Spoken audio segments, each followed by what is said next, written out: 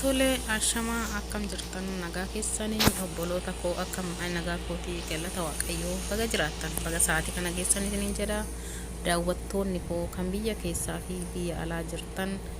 nageenyi waaqayyoo lafaa fi bakka isin jirtanitti isin biratti baay'atu isiniin jecha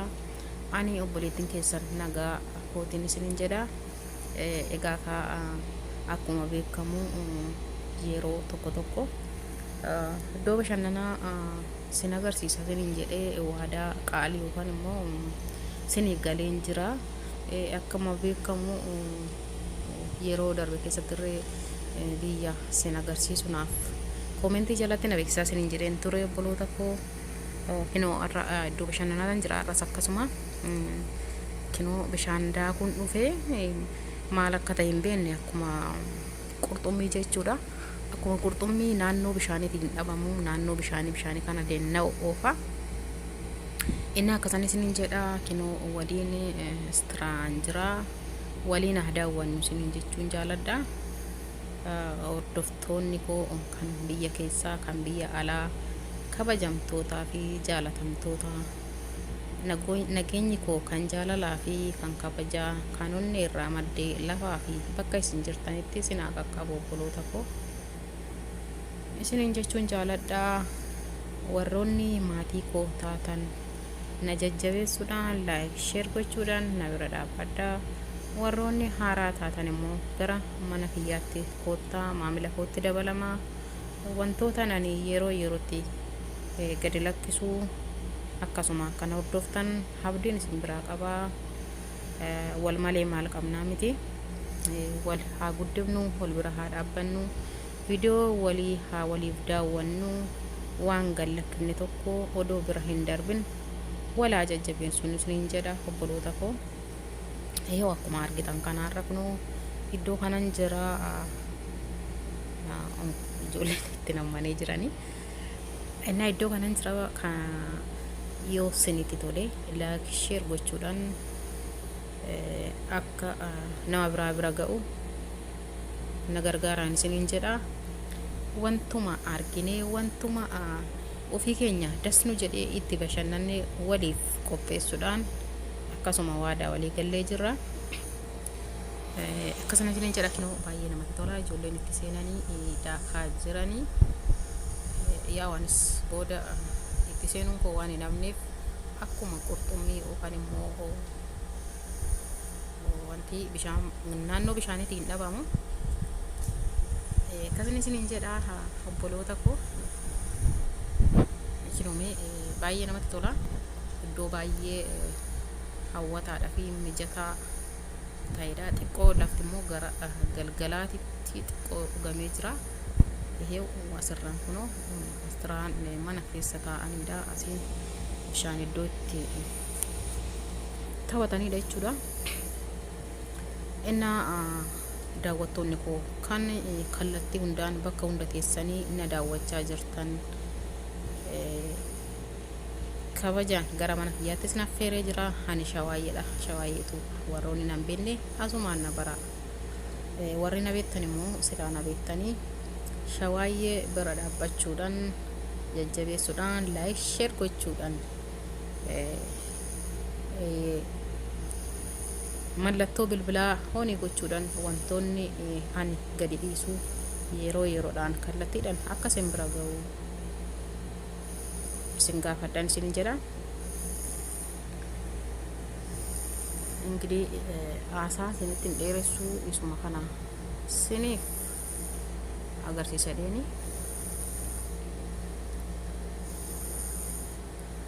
Ijoollee keessa galchuu irreen barbaanne ijoolleen keessa alaa galanii jiranii.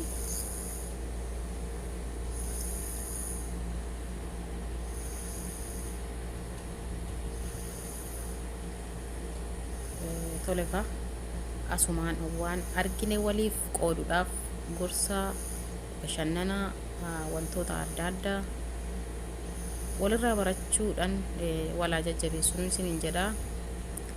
Warroonni immoo ganaa jirtanis jabaadhaa wal bira haa dhaabbannu wal bira bukkee haa dhaabbannu isiniin jedha. Kinoo akkanattiin isiniif qopheessee jira iddoo kana gochuu wal qorimmoo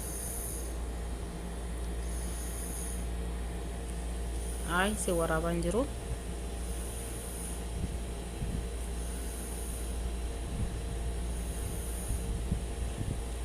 tole akka namatti tola baay'ee iddoon bishaanii natti tola maal akka ta'e hin beekne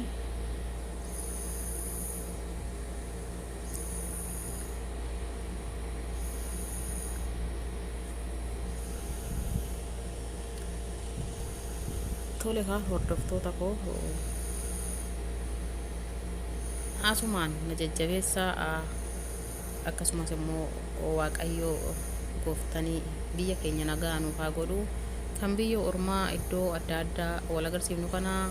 kan gara biyya keenyatti gallee biyya keenya bakka bashannanaa bakkeen garagaraa wal agarsiifnu waaqayyo nu haa taasisu biyya keenya nagaa nuuf haa godhu ummata keenya kan isaanii walluuf haa beeksisu nama galee biyya keenyatti irratti hojjete waan guddaa bakka guddaa irratti ga'u waaqayyo nu haa taasisu ni jedha hunduma keenya iyyuu kinoo kana fakkaata mureen ture yoo namatti neessa seente garuu ennaa kinoo akkana fakkaatan isiniin jedha hordoftoonni koo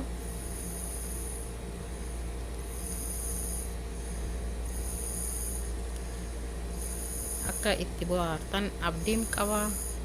baay'ee namatti tola baay'ee nama gammachiisa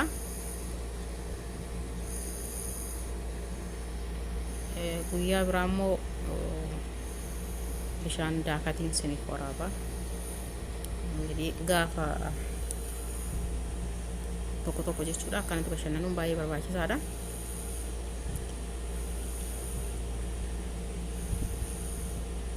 abeet akkam namatti tola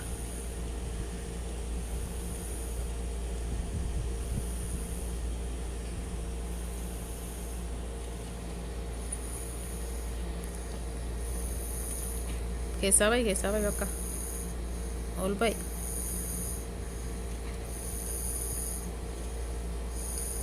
arasi gaa bayi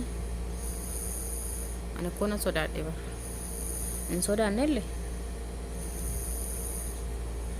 yaa'u namoonni as hin jiran waan ta'eef as keessa namoonni hin jiranii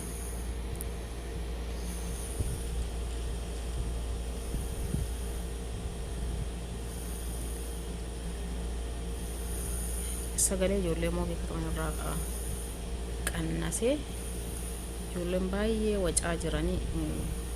hin jeeqa sagaleen isaanii baay'ee jeeqa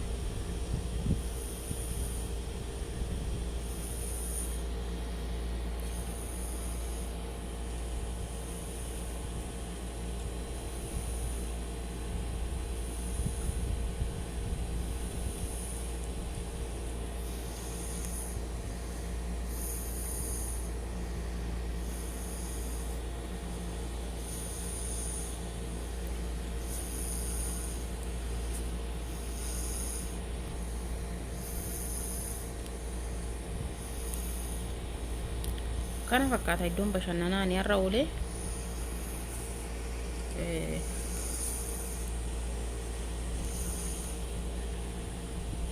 viidiyoo waraabuudhaaf biyya kana keessatti baay'ee namatti hin tolu akka viidiyoo waraabanillee fedhii hin qabanii baay'ee namaaf hin mijatu biyya namaa keessatti jechuudha wantumti hundi namaaf hin mijatu alatti namaaf hin mijatu manatti namaaf hin mijatu yaa'u viidiyoo keessa akka galan hin barbaadaniif isaaniitiif jechuudha viidiyoo keessa ijoolleen illee akka galtu hin barbaadan waan ta'eef sodaachaatii waraabaa jira ijoolleen illee akka keessa galtu hin barbaadanii anillee fedhaa hin jiru ijoolleen akka keessa galan innaa kinuu kana fakkaatan isiniin jedha baay'ee namatti tola baay'ee nama bashannansiisa kinuu wantoota akkanaa yeroo argine waliif qooduun dirqama keenya inni isiniin jedha adaraa keessanii viidiyoo kana laayikii sheerii gochuudhaan akka nama bira naaf ga'u naaf taasisaa isiniin jedha kabajaa fi jaalalaan isin gaafadhaa jaalala obbolummaa kabaja koo kanonni irraa maddeen isin gaafadheen jira kinoo akkana fakkaatan isin jedha guddaa galatoomaa horaa bulaa like share godha.